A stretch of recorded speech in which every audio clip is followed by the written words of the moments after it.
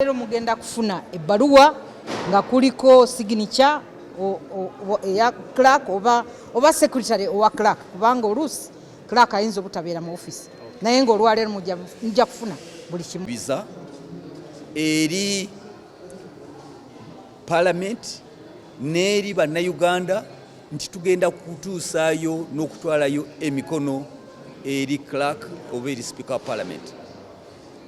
Amateeka ga Parliament nga bwe gagamba Mr. Clerk alina essaawa 24 zokka okubanga motion eno yagituusiza eri speaker. N'ekyo speaker tumusaba abeere bulindaala okufuna motion eno ennungi empitirivu egenda okuyamba Parliament n'eggwanga lyonna. Ate speaker mu nnaku 14 zokka bwe ziti ayina okuba nga atuuzizza Parliament. Tekiriwo nti Parliament eri mu luwummula, Parliament tebaliwo, ayina ogituuza. Kati mu nnaku 14 zitandise okubala nga tutandika ne leero. Ebigambo byaffe byakwongera kwebaza nebaza ababaka bannange naye n'abo abadde balwanisa motion eno nga batiisatiisa ababaka tubebaza mu ngeri eri negative. Abayise mu makubo gonna agalimba ababaka abagamba tetusobola kufuna mikono tubebaza bye mwayogera naye kati essaawa eno emikono gimaze okuluma ewa clerk wa Parliament. Kati ataasayininga okyalina eddirisa limu lyakujja wano weetaasize wano gw'ataasayininga ataakola ki ate bantiisatiisa olinayo eddirisa limu kyova tuli mabega wa lujja olugendo tuleeta mu Parliament tulese ku nsonga eno. Ebipapula bibadde wala kubanga tubadde tuzitereka mu safe tukimanyi nti waliwo abazinoonya era mwalaba batubbako kapapula kamu naye ekyomukisa omulungi tubadde ne kopi endala era tusobodde n'okufuna signature endala okuva Honorable Ebong okuva Elira East so kyetwagala okulaba Lira West. N'abatuma emmotoka za Parliament mwebale twasobola okufuna amafuta agatutambuza kati ekintu kiina emikono yaffe gituuse.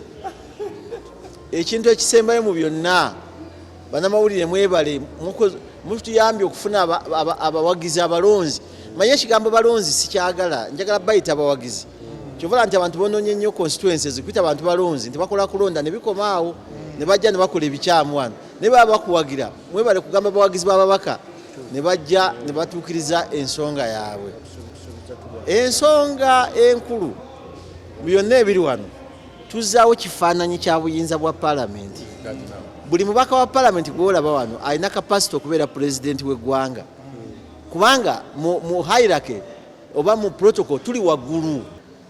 Kati tukowoola ababaka ba Parliament basembere kumpimpi ensolo ku kizigo yamaze dokutayizibwa basembere kumpi naye nga twandisabye ababaka abanokoddwayo batubeerere bakisa n'okulekulira balekulire nga tetunnabalumba.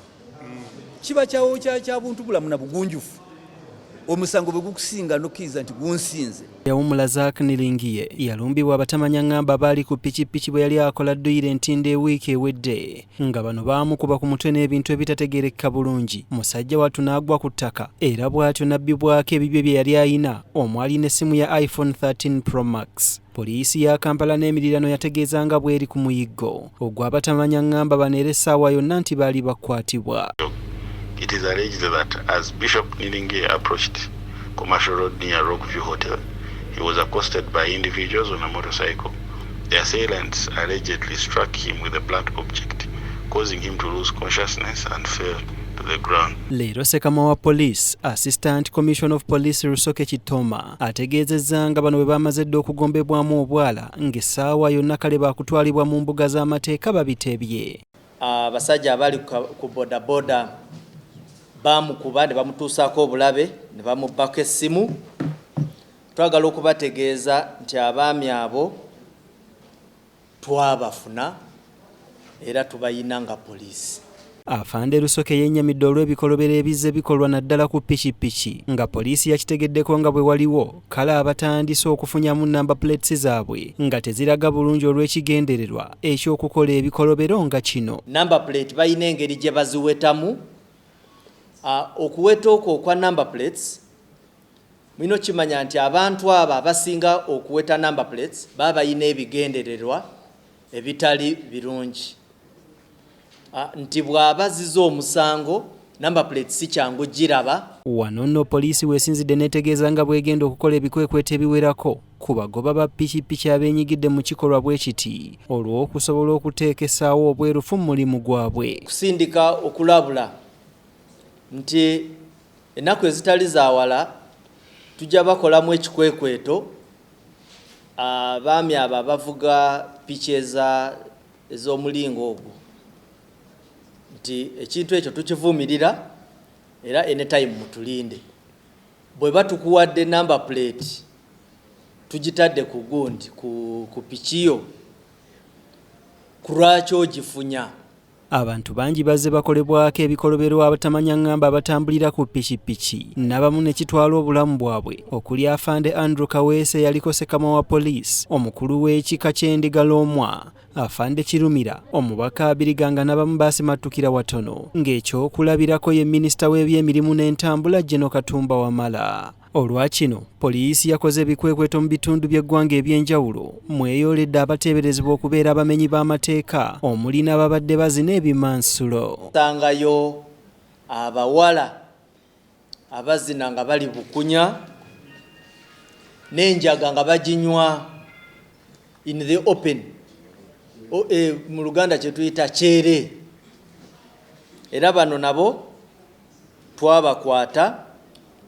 twakwatayo abantu 10 because ebbaala ez'ebika ebyo ba criminals mwe batera okwekweka mwe bava ne bagenda ne bakola olulumba ku maka g'abantu.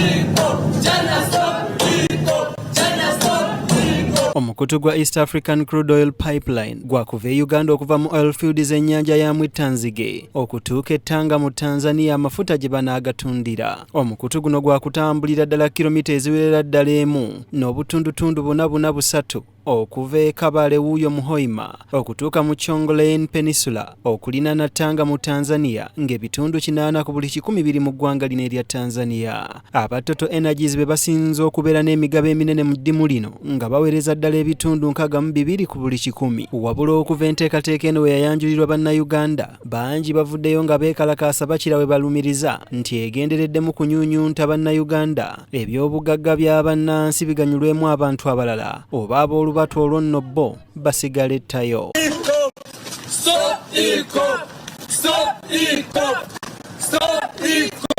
What about EACOP? What are you saying now? What about... N'olwaleero bano bazzeemu okwekalakaasa era ng'abantu 4 okubadde ne munnansi wa Ubirigi Rex Majolo w'emyaka 48 ng'agamba nti yajja kuno kulambula Lubega Jacob w'emyaka 23 omuyizi w'ekyambogo University, Waiswa Brian myaka 25 omuyizi okuva ku Kampala International University ne Kalyango Shafiki w'emyaka 25 nga naye muyizi wa Kyambogo University omutuuze w'ebbanda mu Gombola y'e Nakawa. Bano okwekalakaasa kwabwe bakwesigamiza ku nsonga nnyingi omuli okuba nti bannansi bagobeddwa we babadde balimira okufuna ekyokulya mbw abandi tebalina we beegeka luba okutta ebyobulambuzi n'ensonga endala. Local people are being expelled from their houses and from their gardens, so they will lose their livelihoods. As a nation, we are losing a lot. We are going to lose a lot. We are losing money from tourism. We are losing money that is going to that would have been invested in renewable energies. Bano poliisi tebaganyiza kwekyusa era tebabandaazizza bwe batyo balabiddwa ng'ebagombamu obwala bwetegeezezza nga bwe bakikoledde mu bumenyi bw'amateeka.